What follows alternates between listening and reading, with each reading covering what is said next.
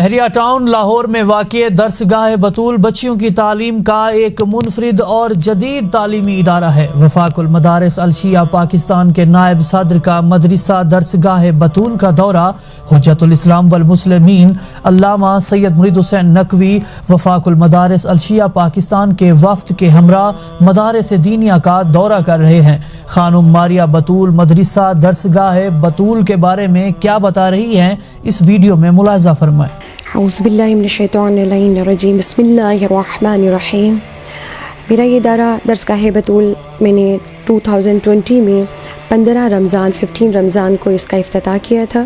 تب سے لے کر اب تک میری جو ٹوٹل اسٹرینتھ ہے وہ 42 ہے، اور 42 بچیوں میں سے الحمدللہ مکتب رسول جو ہے ہمارا جو 30 بچیاں جو ہے کمپلیٹ کر چکے ہیں۔ اب وہ ماشاءاللہ سے مکتب صادق کا سٹارٹ ہوگا، اور وفاق المدارس کی 3 بچیاں میٹرک کے ایگزامز دے چکی ہیں اور بہت اعلیٰ نمبروں سے انہوں نے کامیابی حاصل کی ہے۔ اب ہماری 3 سے 4 بچیاں جو ہیں انشاءاللہ تعالی وفاق المدارس کے FA کے ایگزامز میں شمولیت کریں گے، اور الحمدللہ وفاق المدارس سے بھی ایفیلیشن ہماری ہو چکی ہے، اور اللہ کا شکر ہے کہ بچیاں جو ہیں کامیابی حاصل کر رہے ہیں۔ مجھے اپنے ادارے میں جو سٹاف ممبرز ہیں وہ 4 ٹیچرز ہیں، جو ایک جو ہے عصری تعلیم کے لیے ہے، 3 جو ہے وہ دینی تعلیم کے لیے ہیں۔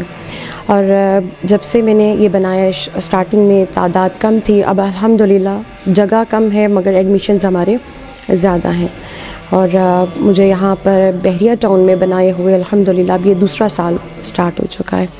مجھے اپنے ادارے میں اپنی بچوں کی اعلیٰ تعلیم کے لیے جامعہ منتظر سے اور وفاق المدارس سے جو ہے ان کی ایک گائیڈ لائن مل رہی ہے، اللہ کا شکر ہے، میں اسے بہت مطمئن ہوں۔ جی، ہمارے مدرسے میں کچھ شرائط ہیں۔ شرائط سے مراد یہ ہے کہ کم از کم میٹرک پڑھی ہوئی ہو، اور میٹرک نہیں تو ایٹ لیسٹ 8th کلاس اس کی کمپلیٹ ہو، تاکہ اردو سمجھ بوجھ لے، پڑھ لے۔